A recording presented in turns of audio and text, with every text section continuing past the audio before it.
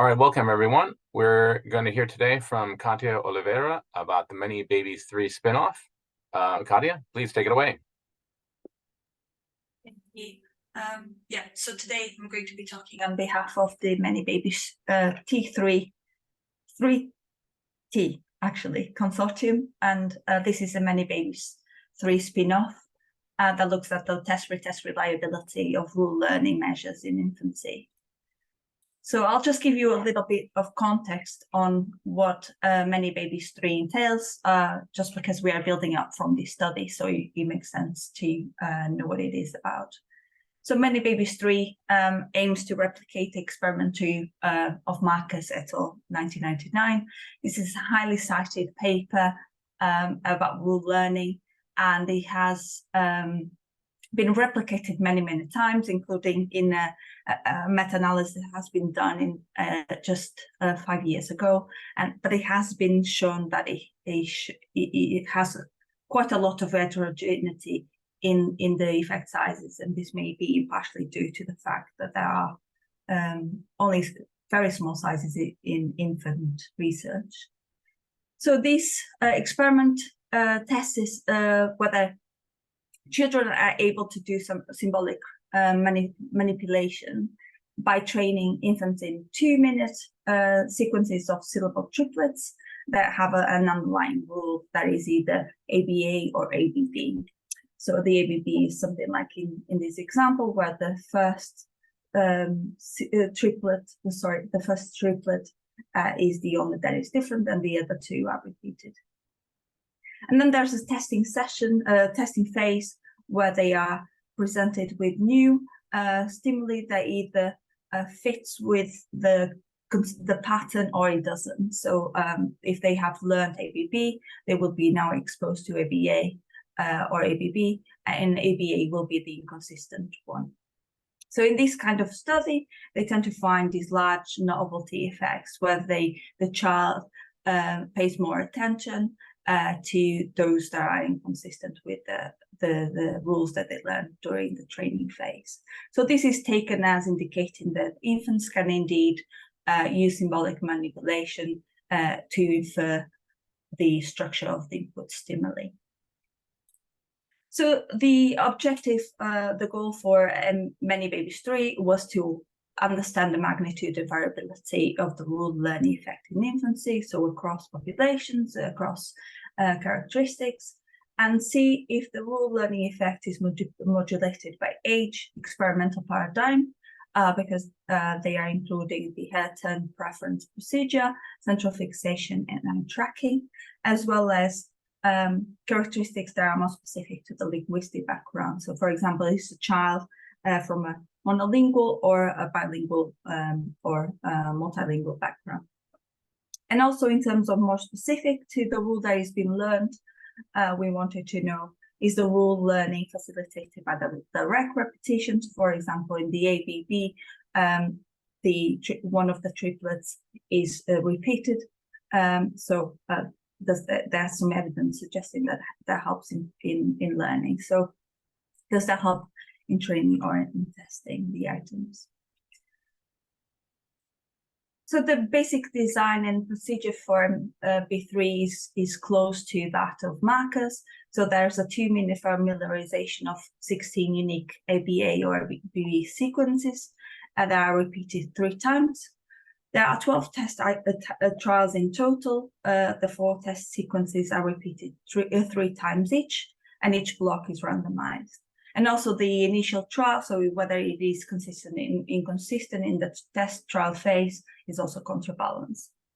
In terms of the looking time measures, I already mentioned that there are 3 different measures, and the minimal looking time, valid looking time per each is the same. So 1 second is needed to stop a trial. So I'm just going to show you a small video of what the experiment looks like for those of you that have never seen a hair turn paradigm. So this baby here is only 5 months. So they are on the younger end of the age spectrum, because we are testing infants that are 5 to 12 years. And as you can see, the parent is wearing headphones.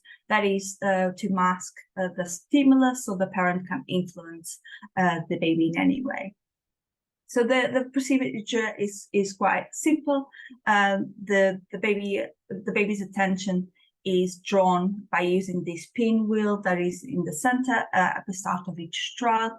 And then once the baby is focusing their attention on the pinwheel will, in the center, the pinwheel will randomly move to either the left or the right.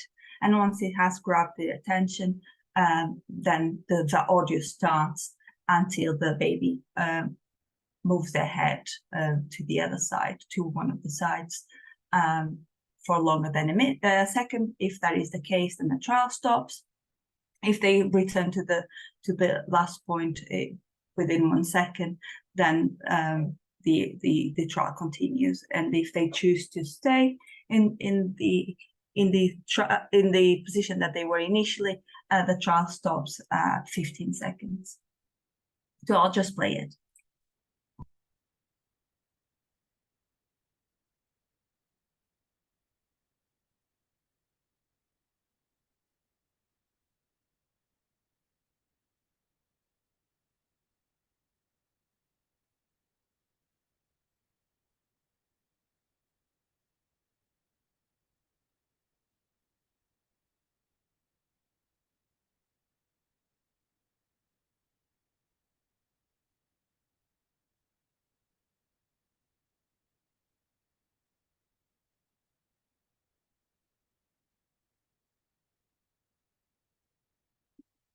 Yes.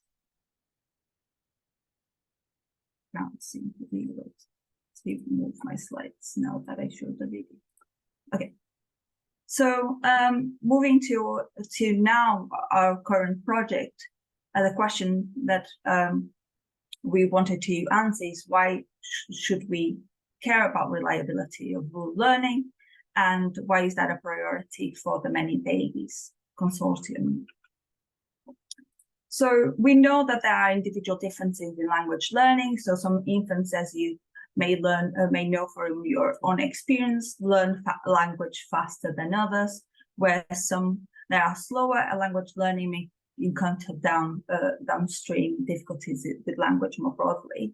And so it's important to understand what is predicting this learning success so that we can understand the sources of individual differences in language learning and possibly come up with interventions that may be more suitable to deal with these language delays or impairments, etc.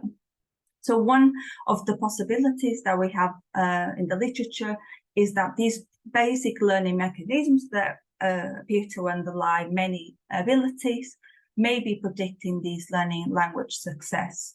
So we have a currently project that is for more longitudinal, that is looking at whether this variation in root learning can explain variation in later language. But we also know that reliability is a key prerequisite for studying individual differences. So we need to know how stable a certain ability is so that we know whether measuring it across time is capturing the same ability without too much measurement error. So we can be truly confident that wherever we are capturing is a good indication of the infant's or adult's true ability. Unfortunately, research that has been done looking at reliability of infant looking time is quite scarce, and the one that is present shows very limited evidence of test-retest reliability. In fact, MD1 has also looked at this in their project and has found no evidence of test-retest reliability in infant preferential looking time. So if you look at this graph here, it shows that the correlation between time 1 performance and time 2 is very, very, very low. So this shows that the performance of the infant is fluctuating quite a lot across time. And so this is a problem when you want to say something about how the true performance of the child is, and may lead you to question whether you are capturing something that is the true ability of the child, or if it is just fluctuations that are due to other extraneous factors. So in the context of rule learning, this is also the case where there's very limited research on whether rule learning is reliable. There's some information regarding the reliability in children, older children, and also in adults, but not in infants, and especially using this paradigm. So we want to investigate test-retest reliability of infant rule learning. This is important if you want to do any longitudinal research that looks at individual differences, as is the case of the project that wants to look at whether rule learning actually predicts later language development. So the MB3T project has three main questions that are: how reliable is infants' rule learning across 2 different test days? What factors moderate reliability? So as I will show you in a second, we are allowing for there being some variability in the time between testing, and we want to know if that moderates reliability, as well as infants' age, their primary language, and the experimental paradigms that I mentioned. But we will also want to know whether test-retest reliability depends on analytical decisions. For example, whether the number of trials that a child completes is something that also affects the reliability, as that has been the case in the other MB1 project. We also want to know if, for example, using more hierarchical modeling that takes into account the nested nature of the data, that we have different labs that supply the data, also affects the reliability when compared to something like a Pearson's correlation. So the general procedure is similar to what I just said. It just adds this retest session. So in both sessions, they have the same structure, where the child has to go through a familiarization phase and then goes to the test phase. And there's a 5 to 9 days window between test and retest. But as I said, because there are many factors that can affect whether a child is able to return or not to the lab, there is some flexibility so we can improve retention. So if the child has been tested between 1 and 31 days, they will still be included, and we'll look at whether that affects the test-retest reliability. So just to keep it more clear, most things will remain the same between test and retest. So they will be using the same paradigm in terms of experimental paradigm, also the same pattern. So the rule will still be the same between test and retest, and the test trials will still be presented in random order. The only thing that is changed between test and retest is that children will be exposed to new sequences so if they are exposed in familiarization to A and B using this, they will be exposed to A and B using this set, and at retest they will be exposed to these syllables instead, just to avoid practice effects. In both, word-like combinations will be removed from the data set. So in terms of sample and eligibility, these are quite similar to those of the MB3. So we are aiming for 150 participants with a minimum lab contribution of 8 to 16 participants. The age range, like I mentioned before, is 5 to 12 months, and we are being quite flexible in terms of inclusion. They just need to be full-term, have typical development at this age, and having no physical development that impedes their participation if accommodations are not possible. And they are expected to have normal hearing, just because it's an auditory experiment. And data collection is expected to end after 3 months of the completion of MB3, because most of the samples come from MB3. So what is the status of the project? We are very happy that 12 labs have signed up to collect data for this follow-up, and they are aiming to collect as many children as possible from the children that they were already contributing to MB3. So it seems that 150 is a realistic number, but we are aiming to have as many as possible. And currently there are already 8 to 9 labs that are already collecting, but we have no data yet, so we haven't looked at anything.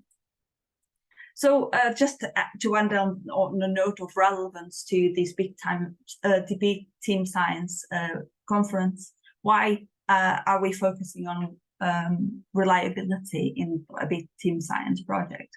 So we find that these projects tend to focus more on replication, but we find that it's also important to focus on methods and measures, because BTS projects are in a position to be the best to allow for this type of work, where they yield large, high-quality data sets that allow you to assess the reliability across different methodological choices, and also participant characteristics.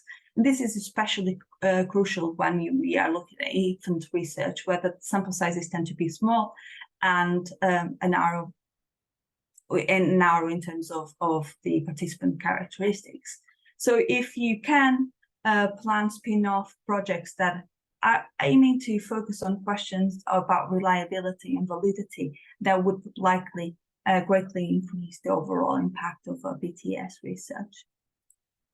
So how can you contribute if you are very interested in joining our project? We are, as I said, data collection is now ongoing. So if you are someone who enjoys data analysis, I think that would be a great time to join.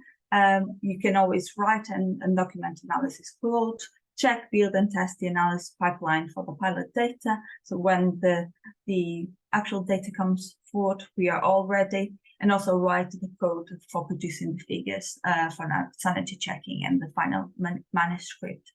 But if you are someone that doesn't enjoy that much the analysis process and you are more interested in other phases of the project, you are very welcome to think about spin-off projects and email us in case one of them is something that we also are interested in. So if you want to join this project, please contact Anna Exner, that is the project lead on the Test-Retest reliability of rule learning.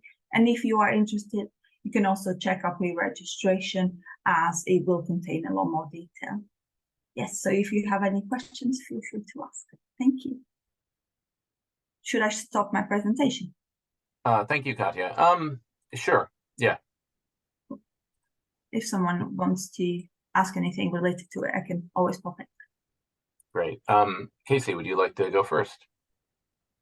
Sure.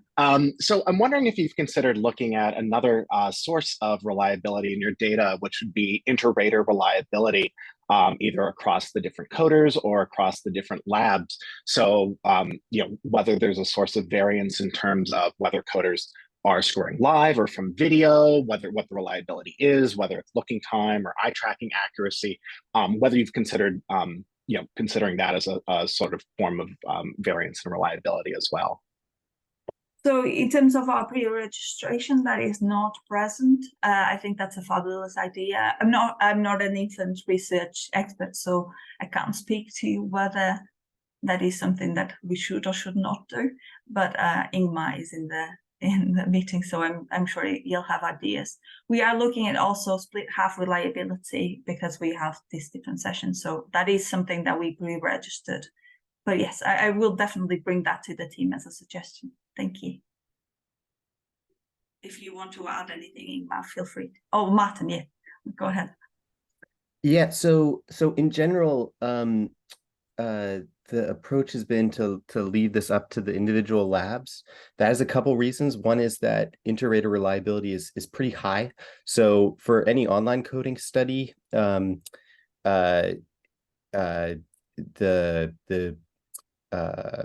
like training procedure basically builds folks up to get to like really high reliability levels, so above 90% agreement in most cases.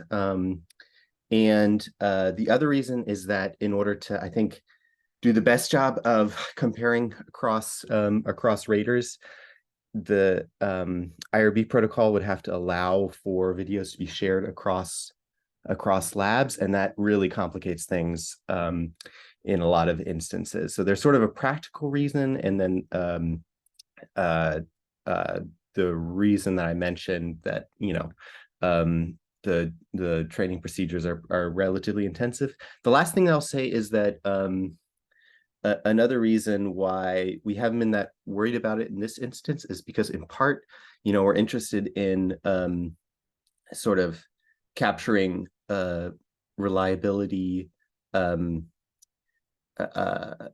variation in reliability across labs. So in a way, it's sort of like a design feature that we're kind of baking in, you know, some of the variation within each individual lab, right? So ideally, you know, we want these procedures to be reliable, even if, you know, there's some variation in how your particular lab implements its training procedures, or how it builds up its raters, if that makes sense.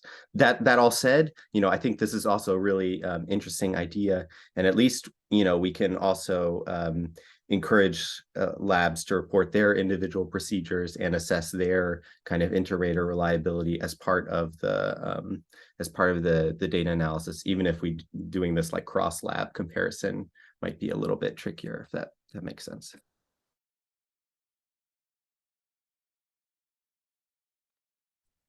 Ingmar, I think you had a question.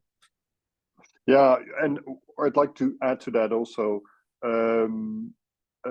Yeah, so we're indeed thinking of getting a little bit more information from labs about their exact procedures for running these experiments. As Martin was saying, you know, they differ between labs a little bit, and so getting some of that information in may help us indeed establishing reliability, other features of reliability.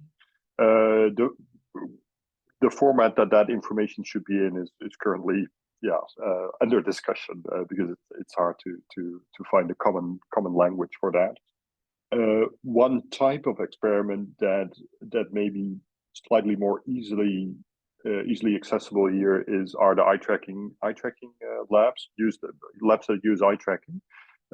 They typically would be sending us the raw data anyway, so that would provide an opportunity to see, you know, what's common across labs in the way that these measures are being computed, and they also provide one other opportunity that we didn't discuss earlier in this group also, but is to look at specific features of eye tracking data, which is, you know, average fixation duration, for example. Those measures are known to be very reliable, so they could be like a manipulation check, if you will, or a check on our procedures, right? So if those are not reliable across measurement occasions within infants, that would provide us with a different type of information. But I would definitely expect that those would be reliable, and the reliability of that, of what we're looking for here, of the rule learning effect, is offset against the reliability of those lower level measures.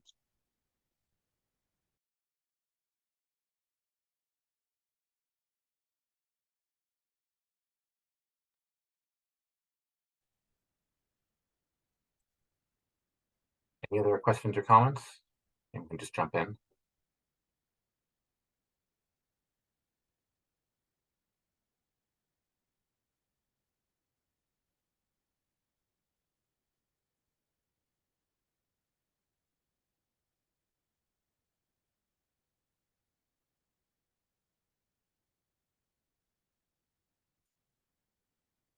Well, the lightning talks will be starting pretty soon, so we can take a little break. And before that, thank you again, Cátia. That was great to hear about. And yes, we'll see you all again, hopefully very soon in future sessions. Thank you so Bye much. for Have a now. nice day.